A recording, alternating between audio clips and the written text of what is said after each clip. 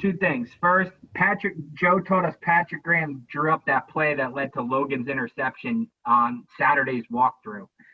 From your experience, how rare is it for a coach to draw up a play Saturday and have confidence to use it on Sunday? That seems awfully rare to us. No, yeah, I think it's kind of everyone coming together, whether it's the coaches, the players, Coach Judge in general, to have the approval of it and know that Coach Graham and all the other position coaches are going to make sure they install it and get everyone ready to go. So when it does come game time that we execute. But yeah, it's definitely a first for me. And it was awesome to kind of see something like that go in and obviously be successful. And then just kind of on rivalries, so you guys have beat Washington, and obviously you just got here, but you guys have beat Washington 5 in a row. Philly has beat you guys 7 in a row. Dallas has beat you guys 8 in a row. I'm sure when you were in Green Bay, you had streaks like that where you guys kind of beat up on the rest of your division. Does that get mental at all, Blake? Like when one team is bullying the other team, so to speak, like it's a long streak like that. I'm sure in Green Bay, you guys had streaks like that against Detroit. Does that ever get mental on either side, overconfident for the team that's winning or lack of confidence for the team that's losing? I don't think it's any of the confidence portion, but it's definitely something you think about throughout the week, knowing that you can either end the streak or continue the streak type of thing. And so I think that's something that goes into it. But for the most part, it's a week-by-week basis. Obviously, any team can go out there and win.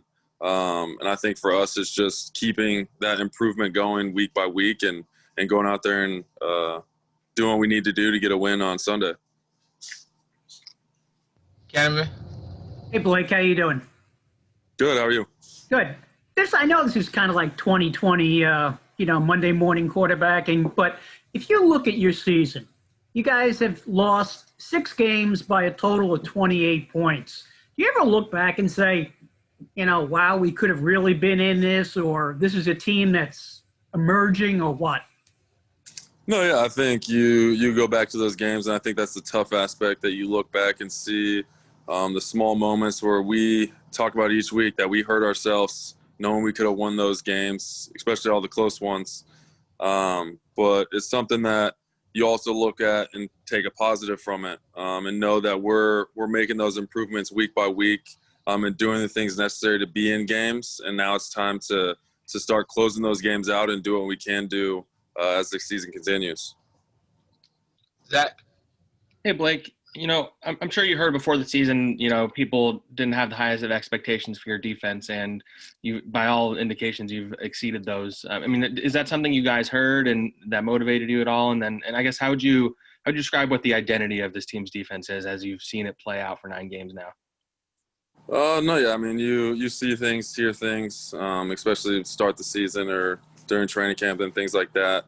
But it's always been our kind of mantra that, hey, we're taking that submarine and going under, and it's just us. That's all we kind of care about, and that's what we've just been working on each and every day, whether it's in practice and meetings, in the games. And I think this team is literally just guys going out there, working hard every single day, no matter what situation we're in, improving on everything that we're being coached on, and we're just guys that love football. And I think you see it each and every day, no matter who's in the game, who's on the practice field. We just love being out there together, and we love playing together as a group. And you obviously had a background with Patrick Graham before you got here, but what makes him unique as a defensive coordinator? I know we were asking about him making changes the day before the game, and it seems like he's really good at adjustments and stuff like that. But what makes him unique as a coordinator from your eyes? I think you hit it on right there. I think his ability to adjust, and it's one of those things throughout the game.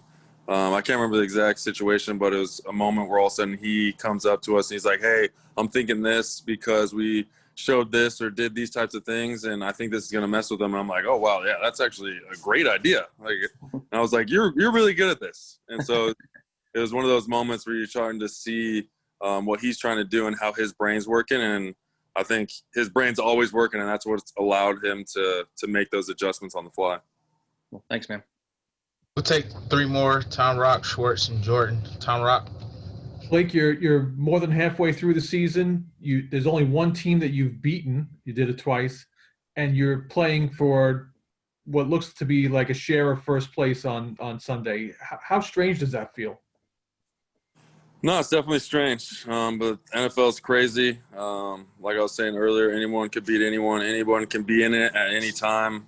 You just kind of go with it week by week, make the improvements necessary, and see how kind of the dice falls. And I think it's one of those situations where you see where we've been through this whole season, and to know that we still have a shot and we still have the opportunity right in front of us to do what we need to do. It's an awesome feeling, and as a competitor, you love it. Are you and how excited are you to get another crack at the Eagles? That was a pretty tough loss last time.